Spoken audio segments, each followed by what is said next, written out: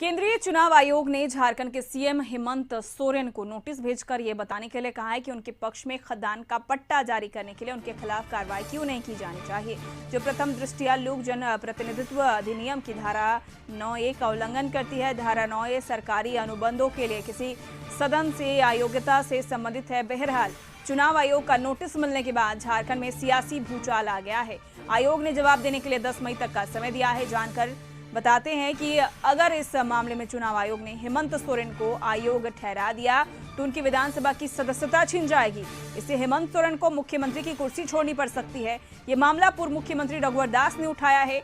रघुवर ने राज्यपाल रमेश बैस को सीएम हेमंत द्वारा अपने नाम पर खदान लीज लेने का आरोप लगाते हुए दस्तावेज उपलब्ध कराए थे। गवर्नर ने पूरे मामले की जांच के लिए चुनाव आयोग को दस्तावेज भेजा है। भारत निर्वाचन आयोग ने दस्तावेज की सत्यता प्रमाणित करने के लिए राज्य के मुख्य सचिव से रिपोर्ट मांगी थी और अब इस पूरे मामले में संभावित कार्रवाई की घड़ी नजदीक आती दिख रही है। और अधिक जानकारी के लिए बात करेंगे, संवाददाता संदीप जुड़ चुके हैं। संदीप, चुनाव आयोग ने झारखंड के सीएम हेमंत सोरेन को नोटिस भेजा है और जवाब देने को कहा है। अगर जवाब नहीं देंगे तो मुख्यमंत्री हेमंत सोरेन की कुर्सी तक जा सकती है।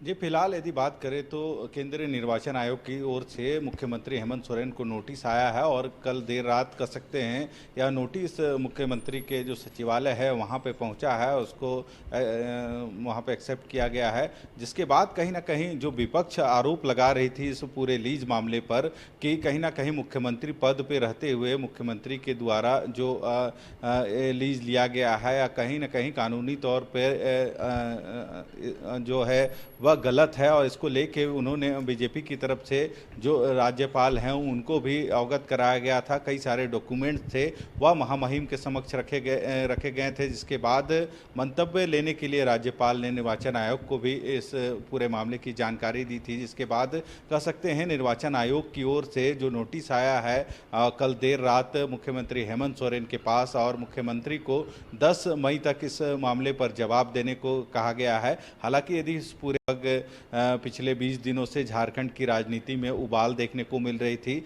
जहां बीजेपी इस मामले को लेकर सरकार पे आरोप लगा रही थी, यानी मुख्यमंत्री पे आरोप लगा रहे थे कि मुख्यमंत्री रहते हुए इस तरह का जो खनन पट्टा लीज लिया गया था वो कहीं ना कहीं गैर कानूनी है और इस मामले पर मुख्यमंत्री को इस्तीफा दे देना चाहिए। और इस मामले को लेकर बीजेपी कह सकते हैं सड़कों से लेके राज्य भवन तक अपना जो आवेदन था वह आवेदन दिया गया था और इस पर कार्रवाई की मांग की गई थी।